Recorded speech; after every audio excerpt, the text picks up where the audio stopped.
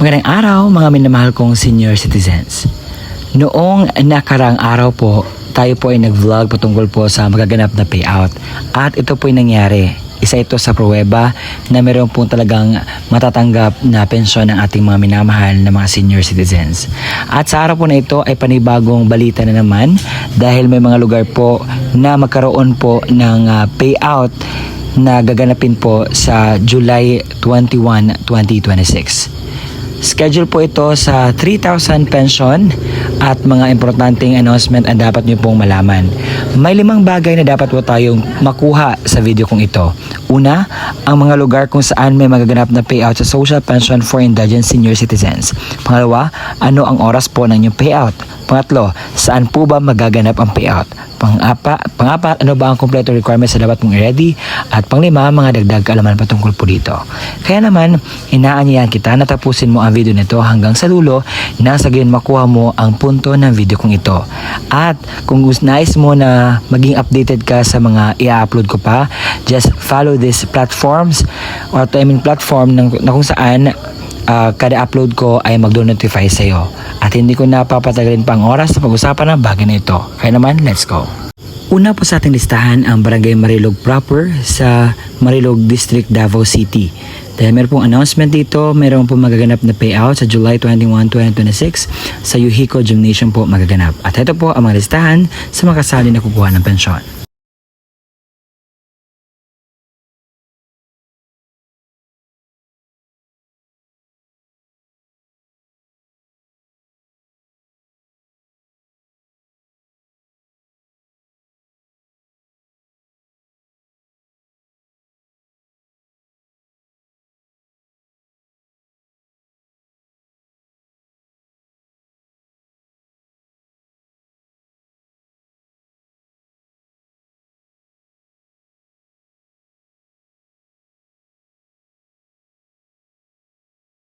Sa Parañaque, meron po magaganap na validation sa July 21, 2026 sa control number 3162629.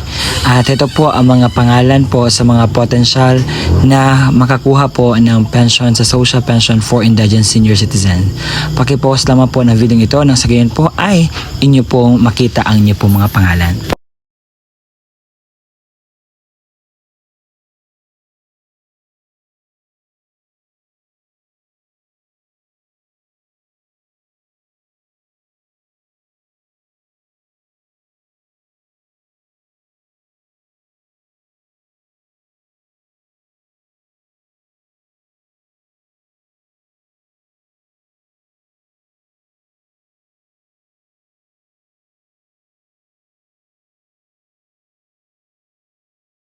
Ang kasunod po nating pag-usapan na lugar ay ang Magsaysay Municipal Pavilion dahil meron po magaganap na payout sa July 21, 2026 alas 8 ng umaga sa mga hanggang alas 12 po sa mga hindi po nakakuha ng pensyon noong first quarter sa mga barangay na ito sa Alibog, Kaguray, Calawag, Gaspan, Laste, Lourdes, Nicolas, Paclolo, Poblacion, sa Pornaga, Santa Teresa at saka sa Sibalat. Kasama na po dyan ang mga listahan sa mga kasali po na kukuha ng pensyon. Sa Camarines Norte, sa bayan po ng Daet, ay meron po magaganap na payout sa July 21, 2026 sa Mambalite, alas 9 hanggang 12 ng tanghali sa Barangay Covered Court. Sa Barangay Kubangbang, alauna na 5 ng hapon sa Barangay Covered Court. Barangay 3, 9 to 12 noon sa Barangay Covered Court. Barangay 4, 1 to 5, Barangay Covered Court. Barangay Bibiraw, alas 9 hanggang 12 ng tanghali sa Barangay Covered Court. Barangay Kamabugan, alauna hanggang 5 pa ng hapon sa Barangay Covered Court. Barangay Kalasgasan, alas 9 hanggang 12 ng tanghali sa Barangay Covered Court. At Barangay Magang, alauna hanggang 5 pa ng hapon sa Barangay Covered Court. Sa San Jose, Mindoro Occidental ay meron pong magaganap na payout sa mga hindi nakakuha ng pension po sa July 21, 2026 po alas 8 hanggang alas 5 po ng hapon ang inyo pong payout. At ito po ang mga listahan sa mga pangalan na kasali po sa payout.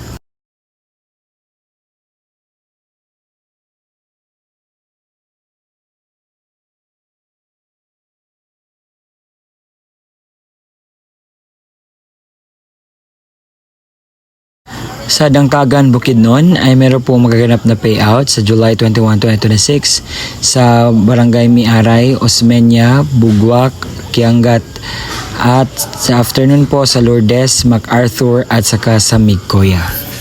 Sa BLGU ng Sabanal ay meron po magaganap na validation sa social pension sa Municipal Covered Court sa July 20 at 21, 2026 at heto po ang mga listahan sa mga pangalan na i-validate po. Pakipost po sa video ito.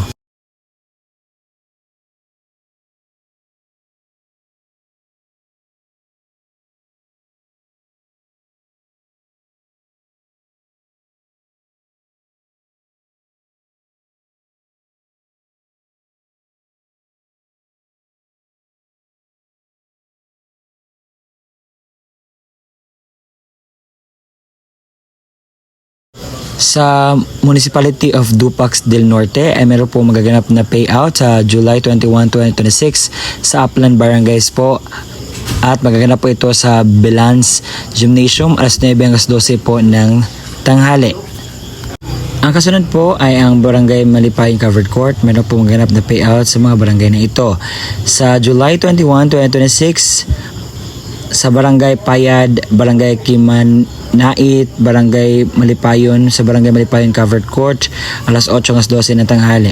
Sa Barangay Langkataon, Barangay Kipadukan at Barangay Bangahan sa Barangay Langkaton Covered Court. Sa Teller 4, Barangay Bakusanon, Barangay Nabaliwa, Barangay Pigtayuranan, sa Barangay Nabaliwa Covered Court po at sa Teller 5 and 6 sa Barangay Poblasyon sa General Conference Room Munisipyo.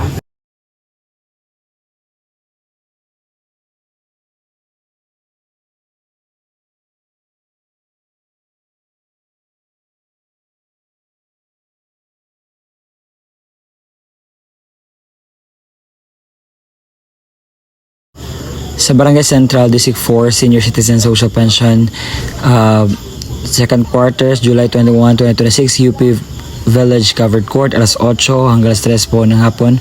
First quarter ang claim po sa table number 8. Ito po ang mga listahan sa mga pangalan na kasali po.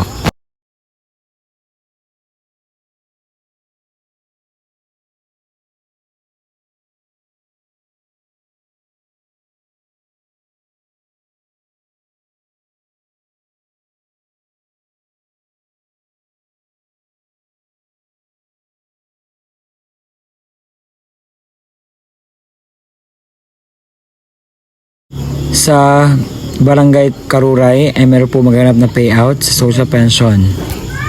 Sa Poblasyon, Barangay Hall Covered Court, meron po magaganap na payout sa July 21, 2026, alas 8 po ng umaga. Ay ito po ang mga qualified senior citizens na kukuha po ng pensyon.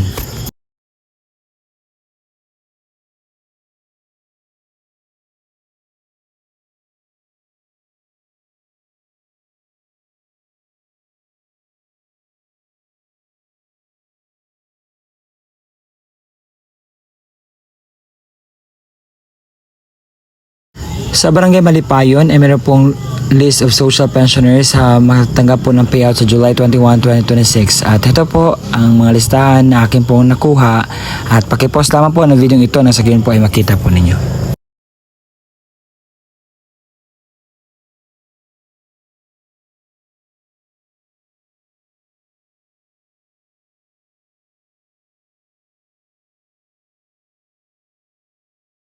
Sa July 21, 2026, meron pong localized social pension payout sa probinsya po ng Nueva Vizcaya, Munisipalidad ng Bayungbong.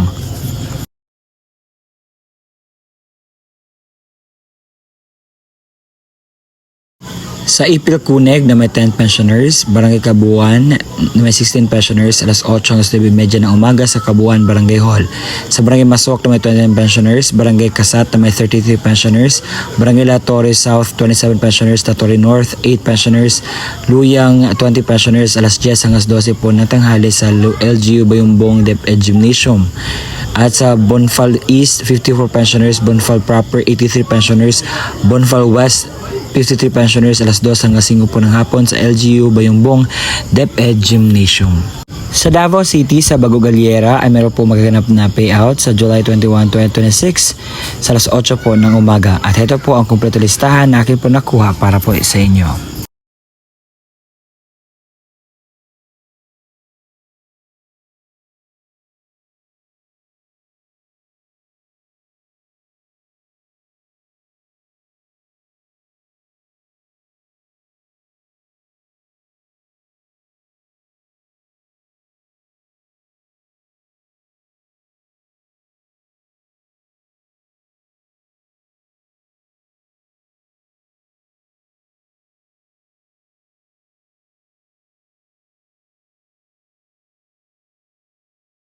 Ang mga lugar kung saan may magaganap na payout o bigayan ng pensyon para sa ating mga minamahal na kwalipikadong senior citizens.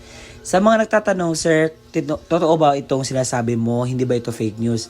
Hindi po iyan fake news dahil naka-include na po ang mga details na dapat nyo pong ma-inculcate, malaman, maramdaman. Kasi gusto ko pong sabihin sa inyo, dahil maraming nasabi, fake news namang sinasabi nyo. Hindi po ito fake news. Ito ay batas po ang Social Pension for Indigent Senior Citizens. At kung hindi ko man nakita ang inyong mga lugar, you can just go to the near barangay sa inyo at alamin kung meron na bang update sa inyong Social Pension for Indigent Senior Citizens. Kung kasali ka pa ba, meron bang update o ano ba ang gusto mong malaman na increase patungkol po sa inyo pong magaganap na pensyon. Baka yung iba hindi na nakatanggap dahil meron pong validation. Kapag hindi ka pa makapunta sa validation, automatic tanggal ka na po. And sir, ano ba yung mga requirements nito para payout kami? So ito po ang kumpletong requirements na dapat mong i-ready. Social pension requirements. Kapag ang senior citizens mismo ang pupunta sa venue, ito po ang kanyang dalhin. Una, original OSCA ID at national ID. Pangalawa, photocopy ng senior citizens ID na may 3 lagda o thumb mark sa hindi na po makakapirma. Kung ang representative ng senior citizens naman ang kukuha, ito po ang dapat niyang dalhin. Una, original at photocopy ng ID ng senior citizens ID na may 3 lagda o thumb mark sa hindi na po makakapirma.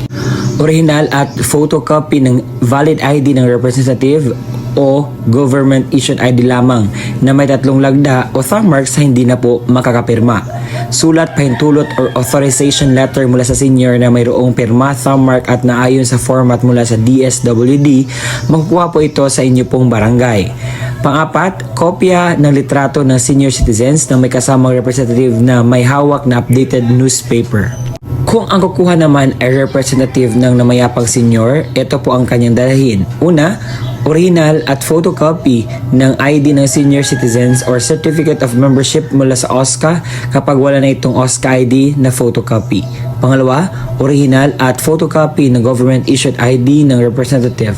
Pangatlo, original na kopya ng death certificate na naka-certified true copy.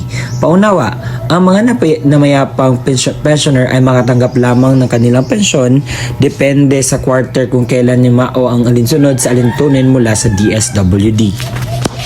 At yun po ang kumpletong detalye sa inyo pong makukuhang pensyon sa araw po na aking sinasabi. Salamat po sa pakikinig hanggang sa susunod na aking upload. Bye-bye.